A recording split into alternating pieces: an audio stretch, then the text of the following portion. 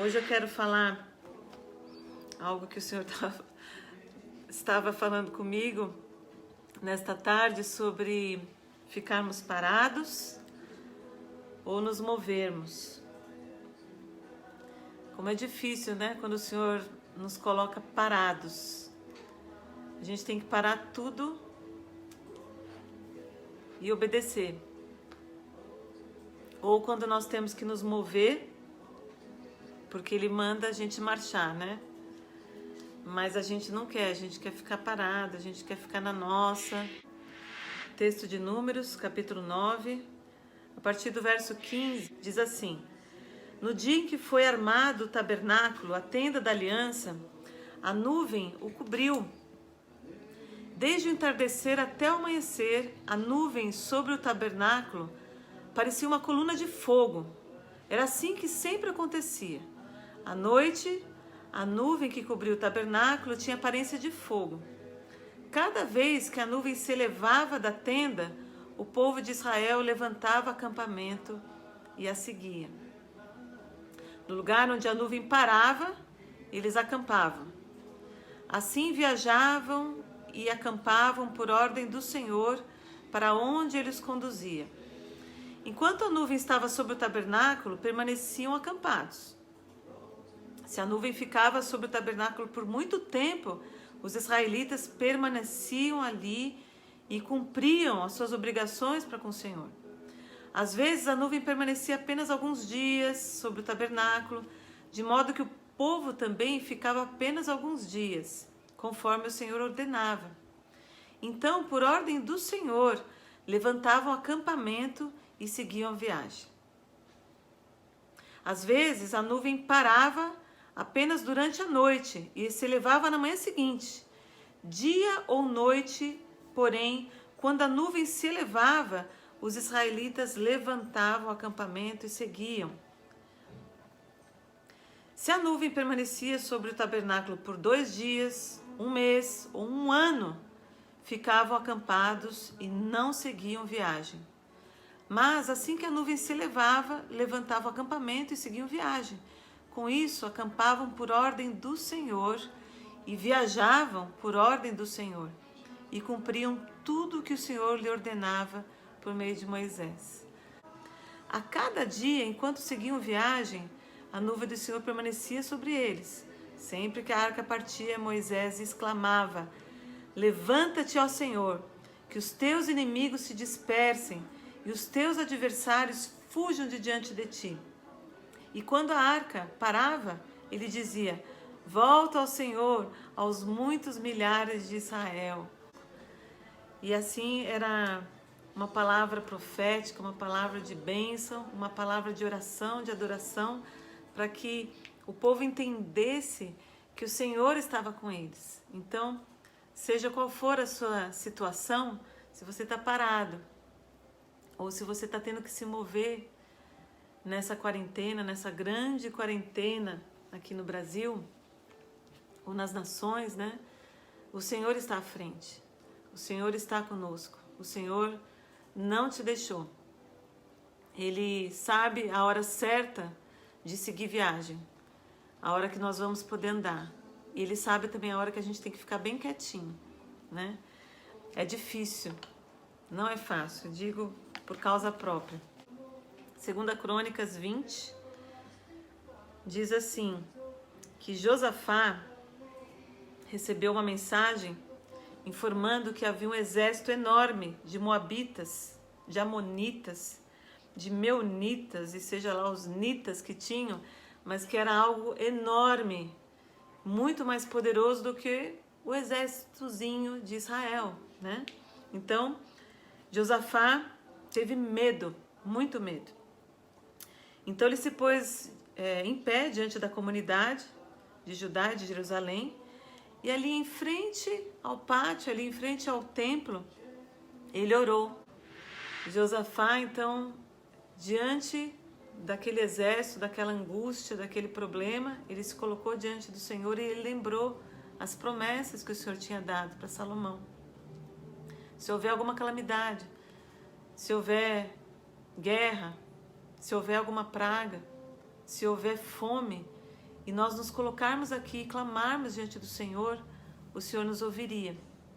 O Senhor sempre nos ouve, o Senhor está conosco. Diz que o Espírito do Senhor, né, e esse homem, Jaziel, né, filho de Zacarias, ele era um levita, e ele se levantou ali para falar uma palavra da parte do Senhor. E ele disse: escutem-me, todos vocês, povo de Judá e de Jerusalém. Escute, rei Josafá. Assim diz o Senhor: não tenham medo, não fiquem desanimados por causa do exército imenso, pois a batalha não é sua, mas de Deus. Amanhã marchem contra eles. Vocês os encontrarão vindo lá da subida de Ziz, no fim do vale que abre para o deserto de Jeruel. Quando os encontrarem, porém, não terão de lutar. Tomem suas posições e depois vocês fiquem parados e vejam o livramento do Senhor. Ele está com vocês, povo de Deus, povo de Judá, de Jerusalém. Não tenham medo, nem desanimem. Saiam para enfrentá-los amanhã, pois o Senhor está com vocês. Eles se colocaram naquele exato lugar onde o Senhor os colocou, onde o Senhor mandou. E eles não tinham que lutar, eles não tinham que fazer nada, apenas ficarem parados. O Senhor fez a guerra por eles, né?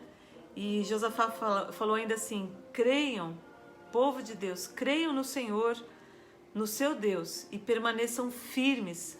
Creiam em seus profetas e vocês terão êxito, terão sucesso, terão a vitória.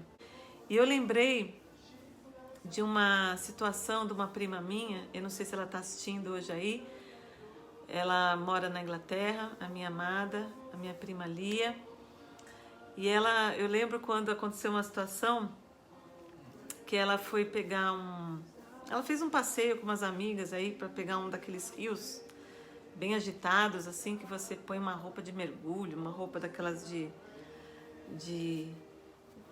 entrar na água, né? E olha, depois você me corrige, hein? Se tiver errado aí, depois você me corrige.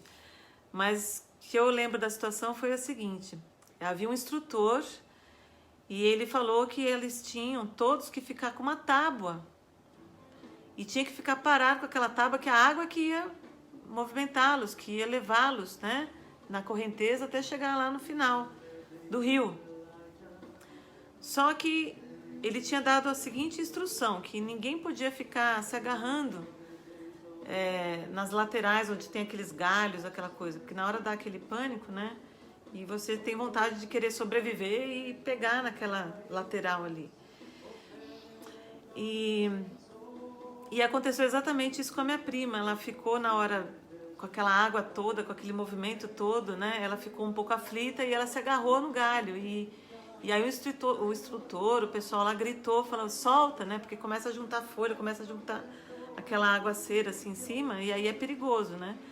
Então, justamente, a pessoa tinha que se soltar naquela água e ficar parada, né? Ficar parado no sentido de deixar a água fluir, né? De você só obedecer de ficar naquele estado, né? E eu fiquei pensando exatamente isso, como é difícil a gente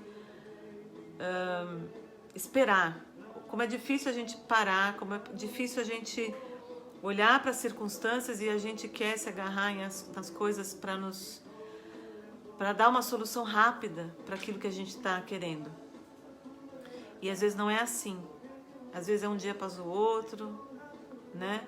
Às vezes é alguma coisa após a outra que você vai ter que obedecer, né? Só se mover a hora que a nuvem andar.